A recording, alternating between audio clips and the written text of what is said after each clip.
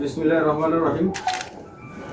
সম্মানিত নোয়াখালী জেলায় কর্মরত প্রিন্ট, ইলেকট্রনিক মিডিয়া এবং ডিজিটাল মিডিয়ায় কর্মরত সাংবাদিকবৃন্দ, আসসালামু আলাইকুম। আপনাদেরকে আজকের এই ব্রিফিং সভায় স্বাগত জানাচ্ছি।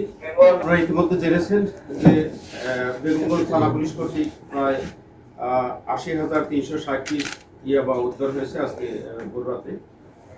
আমরা এই সংবাদটি গতকাল রাতেই আমরা পেয়েছি গোপন সংবাদ মাধ্যমে, সোর্সের মাধ্যমে। সংবাদটি পেয়ে আমরা সেটি যাচাই করে তারপর সেই পাই যে একটা বিপুল পরিমাণ মাদক আমাদের নোয়াখালীতে ঢুকবে কক্সবাজার থেকে। সেই সংবাদটি পেয়ে আমরা সেটা কোন মাধ্যমে কীভাবে ঢুকবে সেই বিষয়টাকে আমরা যাচাই বাছাই করি এবং যে একটি গাড়িতে আসবে সেই গাড়িটিকে আমরা টেস্ট করার চেষ্টা করি। সারা রাত আমরা সেটার পিছনে লেগে থাকি এবং সর্বশেষ আমরা রাত ভোরবেলা 5:30টার দিকে আমাদের যে চৌমুহনী চৌরাস্তা আছে সেখানে রূপসা মার্কেটের সামনে আমরা সেই গাড়িটিকে আমাদের সমর্থ হই। সেখানে আমাদের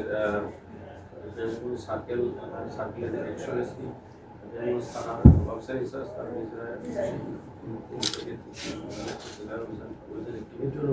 তাদের নেতৃত্বে গাড়িটি থামিয়ে সেই গাড়িতে দুজন লোক ছিল, তাদেরকে নামিয়ে জিজ্ঞাসাবাদ করে এবং জিজ্ঞাসাবাদে এক পর্যায়ে তারা গাড়িতে মাদক আছে।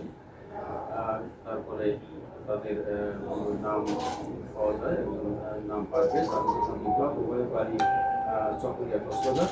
এবং তাদের জিজ্ঞাসাবাদের বিশেষ কৌশলে সেই গাড়িটি হচ্ছে কিয়া কোম্পানির একটা জিপ গাড়ি।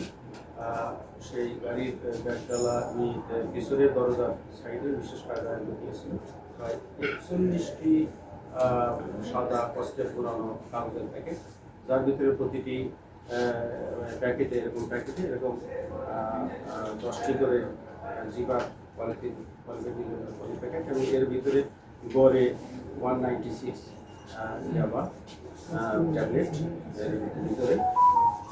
তো মোট ৮০,৩৬০ পিস ইয়াবা উদ্ধার করতে আমরা সক্ষম হই। আমরা এটি নোয়াখালী জেলার ইতিহাসে এটি প্রথম বড় আজকে একটা ঐতিহাসিক বিশেষ দিন।